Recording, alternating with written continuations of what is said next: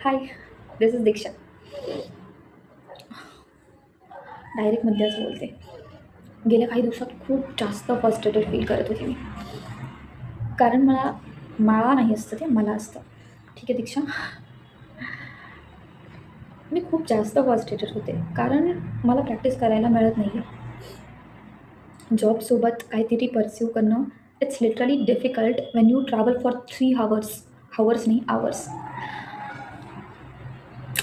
मी ट्रेनचे 3 तास प्रवास करते. माझी नोकरी जी की कॉल सेंटरमध्ये आहे, आणि त्यासोबत आर्ट प्रॅक्टिस करणं. It literally sounds so difficult. आणि जेव्हा तुमचे वीक ऑफ्स असेच वाया जातात, तेव्हा ते अजून जास्त फ्रस्ट्रेटेड फील होतं.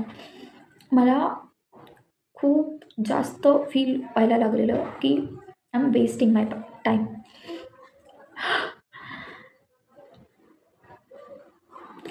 खूप जास्त. कारण की आय एम 21 years ओल्ड नाव.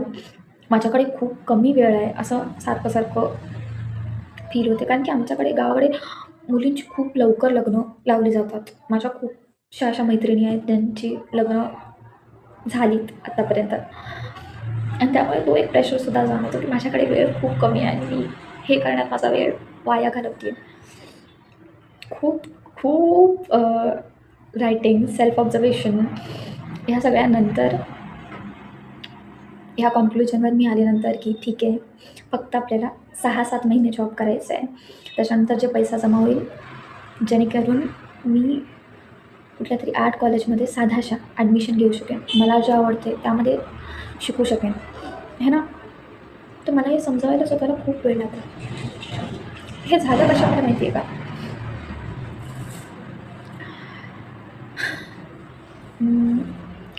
मी लिहून ठेवलं आहे ऑब्व्हियसली. माझं काहीतरी काम होतं, एक वीक ऑफ, आणि वीक ऑफच्या अगोदर मला हाफ डे हवा होता. मी हाफ डेचं म्हणजे अगोदर सांगून ठेवलं होतं. त्यानंतर आय फील लाईक की त्याला आठवण असणार, TL. त्यामुळे मी हाफ डेचं वीक ऑफ सांगण्याच्या वेळेला विसरले की मला हाफ डेचं सांगायचं आहे म्हणून. ॲक्च्युली मी नाही सांगितलं, विसरली असं गोष्टच नव्हती. बट मी हे विसरले की ती माझा हाफ डे का लक्षात ठेवेल. मला स्वतःला त्याला रिमाइंडर द्यायला हवा होता, राईट. आय डिडंट मी नाही दिला. रोस्टर गेल्यानंतर कळलं की मला हाफ डे मिळालाच नाही आहे. आणि मी खूप गयावया करत होते की प्लीज मला द्या, मला खूप गरज आहे सध्या त्याची. सकाळच्या टायमिंगलाच ते काम होऊ शकतं. कॉलेजचं एक काम होतं ऑफिसमध्ये. सो आणि मी खूप खूप जास्त गयावया करत होते. त्याच्यानंतर खूप ओरडल्यानंतर त्यांनी मला हाफ डे दिला. ठीक आहे. बट त्या दिवशी जो हेल्पलेसनेस, जो फ्रीडम नसण्याचं जे काही असतं ते फील झालं. मी ऑलमोस्ट रडण्यावर आली होती. आजूबाजूला नशिबानं तेव्हा आजूबाजूला कोणीच नव्हतं. ब्रेकचा टायमिंग होता, सगळी बाहेर होते. मी आतमध्ये एकटी बसली होती चेअरवर माझ्या. And it feels so helpless की मला एक साधा हाफ डेसुद्धा मिळत नाही आहे. ह्या धावत्या मला माझ्या कामांसाठी वेळ मिळत नाही आहे. मला मग एकावर एक सगळं ते असं येत राहतं की एक दुःखाला त्याचे अश्रू व्हायला लागले की मग त्या रिलेटेड जे काही आहे, जितकं काही त्या गोष्टी ज्या आतापर्यंत आपण पचवत आहोत त्या गोष्टी सगळ्या टोचायला सुरुवात करतात. की तिचं लेट थांबवणं, ब्रेकचं फक्त 1 तास असणं, सकाळी उठायला लागणं, रोजची धावपळ, होणारी अंगदुखी. It's feel so frustrating. सगळं ना असं खूप जास्त फ्रस्ट्रेट व्हायला लागलं होतं. जसं मी लिहिलं आहे,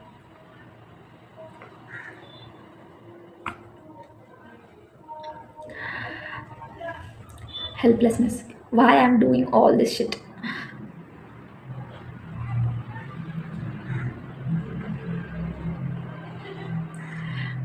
आई होप धक्के खाने के लिए और समय नहीं है शायद मेरे पास. सेल्फ डाउट आ रहा है. डेली प्रैक्टिस, आर्ट की डेली प्रैक्टिस जो मुझसे नहीं हो रही, उससे भी सेल्फ डाउट आ रहा है. इस बात की हेल्पलेसनेस कि पेरेंट्स क्यों नहीं सुन रहे। अब एग्ज़ाम, बहुत कुछ बकवास लिखी है मैंने। मेरे को इस बात का बहुत ज़्यादा, आई नो कि पेरेंट्स आर्ट के फील्ड में जब बच्चे इंटर करते हैं, पेरेंट्स थोड़ा वो करते हैं कि उनको नहीं पता कि इसमें कुछ हो सकता है या नहीं हो सकता। इसलिए मेरे पेरेंट्स अभी भी बहुत हिचकिचाते हैं की मैं इस फील्ड में कुछ कर पाऊँगी या भी नाही. पण पण त्यासाठी आणि त्यासाठीच की मला माझ्या आर्ट कॉलेजसाठी पैसा मला जमवता यावा म्हणून मी जॉब करायचं स्टार्ट केलं. आणि पण आता असं फील होतं की का यार, जर माझे पेरेंट्स तयार असते तर मी है ना, हे सगळं करावं नसतं लागलं. मला इतकं फ्रस्ट्रेट व्हायला झालं होतं. आत्तासुद्धा बॅक पेन चालू झाले हे विचार.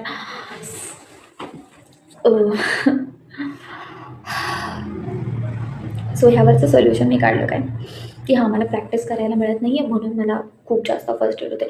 मला माझी कामं करायला मिळत नाही. वीक ऑफ मी सगळं रिपीट करते आहे बिकॉज मला या गोष्टीचा खूप जास्त त्रास व्हायला लागला. नंतर मी स्वतःला समजावलं किंवा आता जे या जॉबवरून जे पैसे जमा होतील त्याच्याने मी स्वतःहून, जरी कुणी कितीही आडवं आलं तरी तू तुझ्या स्वप्नांमागं धावू शकतेस. ठीक आहे. सेकंड थिंग इज की मी ह्याच्यावर 1-2 सोल्युशन काढले की मी सकाळी आता येता जाताना ट्रेनमध्ये पुस्तक वाचायचं चालू केलं सकाळी. आणि त्याच्यानं थोडा नाही, खूप चांगला डोपामाइन बूस्ट मिळतो. लई चांगलं वाटतं खरंच.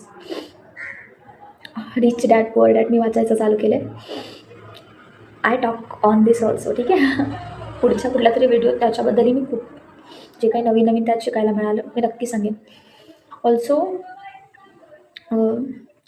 आमच्या ऑफिसमध्ये डायरी घेऊन जाणं अलाउड नाही आहे. मग मी आता ड्रॉइंगचे छोटे पेज घेऊन जाते आणि त्याच्यावर काहीतरी बकवास थोडा बहुत गुगल सर्च करून जे काही नवीन दिसते ते ड्रॉ करायचं ट्राय करते. And it feels so good की ॲटलिस्ट काहीही न करण्यापेक्षा काहीतरी मी करते आहे ह्याचं चांगलं वाटतं. हे माझं 2 सोल्युशन झाले की मी माझ्या प्रॉब्लेम्सवर हे सोल्युशन काढले. आणि आता त्याच्यामुळे माझं एन्झायटी जो फ्रस्ट्रेशन होतं ते कमी झालं आहे. नॉर्मली आता परत सगळ्या गोष्टी नॉर्मल वाटायला लागल्या आहेत. ओके. इवन जसं की आपण खूप जास्त कंप्लेंट्स करतो वगैरे त्या गोष्टी मला जाणवल्या की ठीक आहे, आता खूप कंप्लेंट करते आहेस, ठीक आहे, तू you should grateful about so many things. So त्या टायमिंगला माहिती आहे का, म्हणजे मी ज्या दिवशी हाफ डेने जात होती, हे झालं ज्या दिवशी हाफ डे मिळायच्या 1 दिवस अगोदर. दुसऱ्या दिवशी मी हाफ डेने जात होती तेव्हा पण खूप जास्त डोकं फिरलेलं होतं की खूप जास्त धावायला लागलेलं कॉलेजच्या त्या कामावर. मग मी जाताना खूप जास्त फ्रस्ट्रेट होते.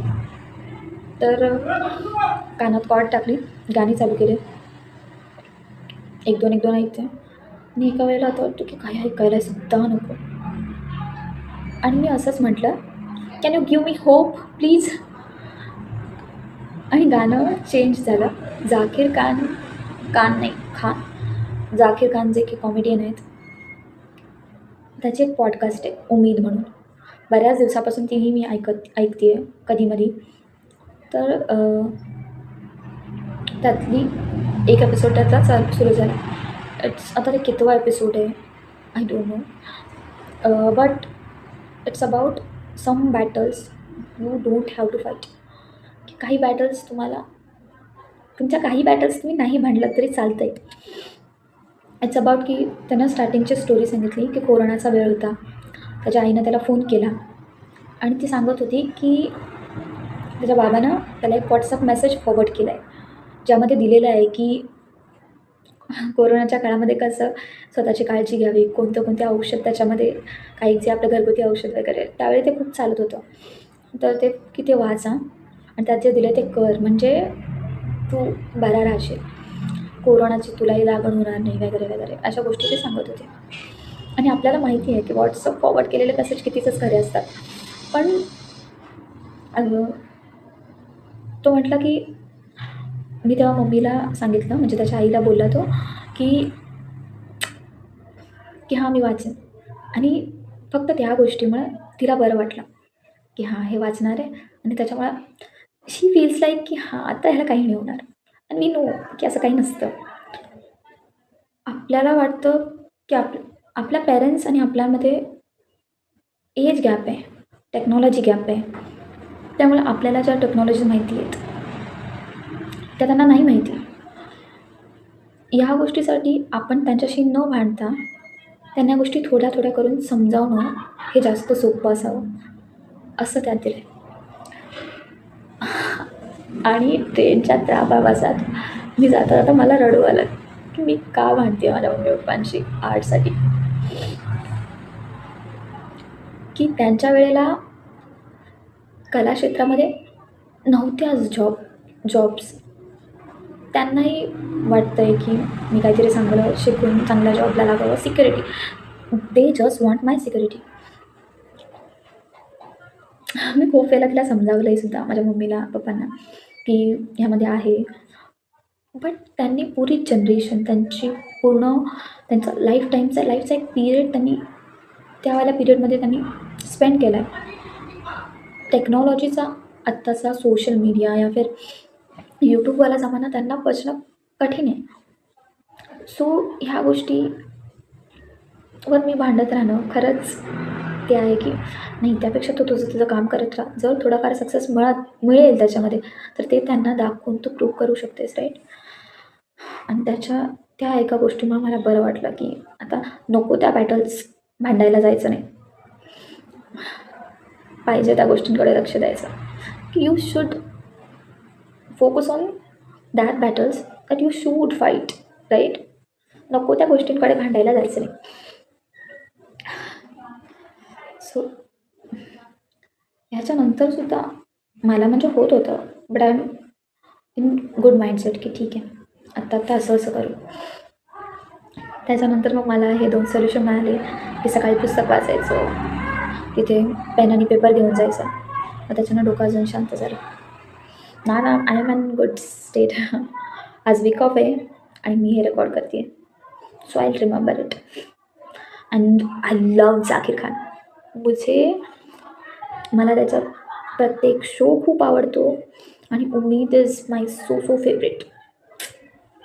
तुम लोग भी उम्मीद सुनो, उम्मीद by Zakir Khan. It's so good. बहुत सारे लोगों को इस शो से उम्मीद मिली है, तो अगर तुम भी अपनी उम्मीद कहीं खो रहे हो तो ज़रूर वो शो, वेब सीरीज़, पॉडकास्ट जो भी है उसे सुनना, ठीक है. फिलहाल के लिए बाय.